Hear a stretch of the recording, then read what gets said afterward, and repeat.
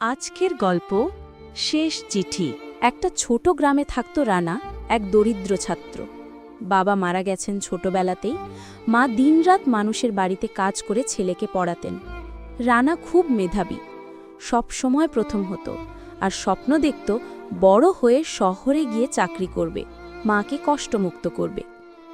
একদিন পরীক্ষার ফল বেরোলো। রানা জেলার প্রথম। স্কুল থেকে মিষ্টি খাওয়ানো হলো। সবাই তাকিয়ে দেখল গর্বভরে। কিন্তু ঘরে ফিরে সে দেখল তার মা মাটিতে পড়ে আছেন, নিঃশ্বাস নেই।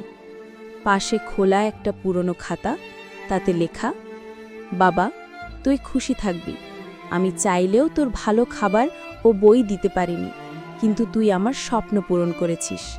এখন আমি শান্তিতে থাকতে পারবো। রানা কথা বলতে পারল না, চোখ দিয়ে শুধু অশ্রু ঝরল। সে বুঝল মায়ের ভালোবাসা কখনো শব্দে প্রকাশ করা যায় না। সাফল্য তখনই অর্থপূর্ণ হয় যখন তা আমাদের ভালোবাসার মানুষের হাসিতে প্রতিফলিত হয়।